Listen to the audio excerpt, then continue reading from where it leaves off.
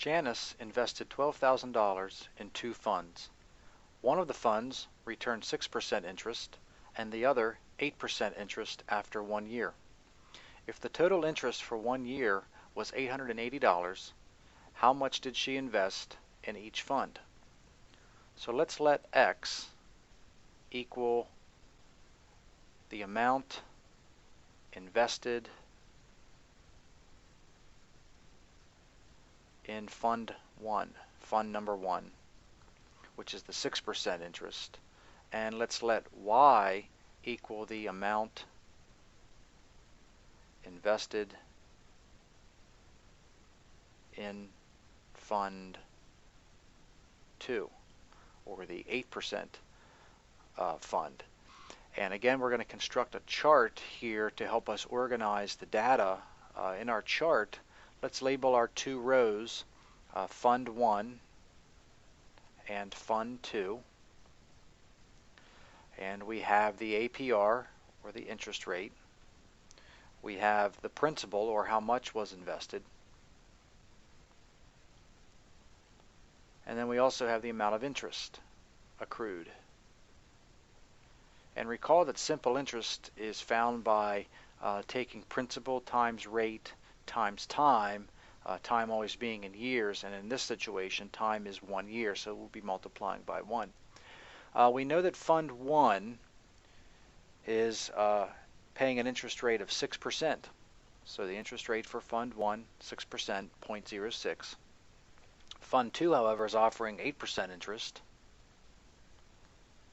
The principal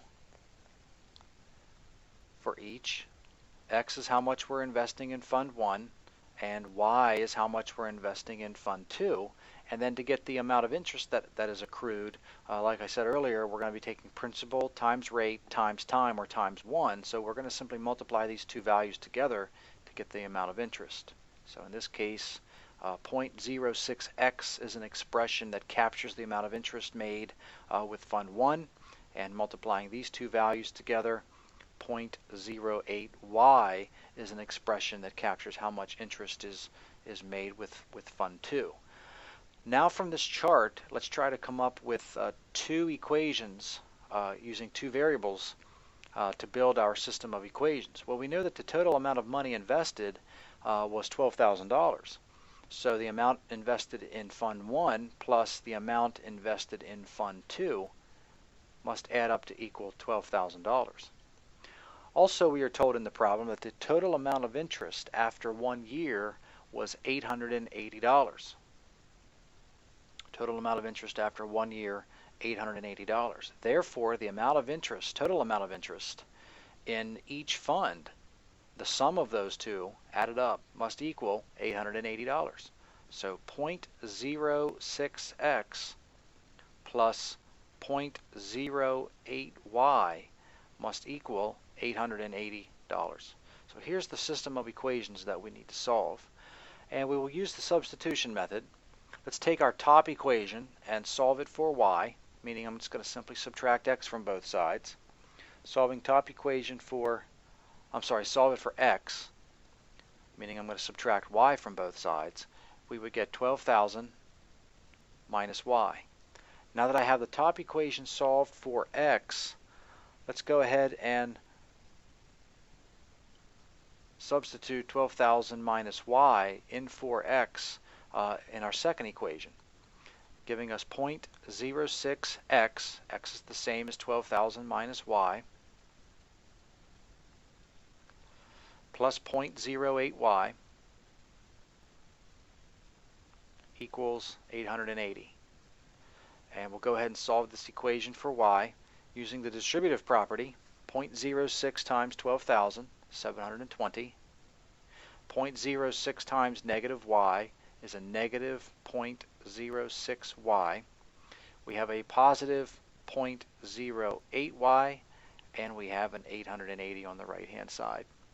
Combining like terms, we have 720, negative 0.06y and a positive 0.08y is a positive 0.02y, and that is equal to 880. We'll subtract 720 from both sides, giving me 0.02y is equal to 160.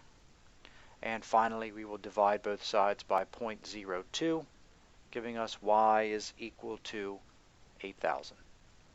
And remember, y was the amount of money invested in fund number 2. So we know now that there was $8,000 invested in fund number 2. We know to solve for x, x is the same thing as 12,000 minus y. X is equal to 12,000 minus y.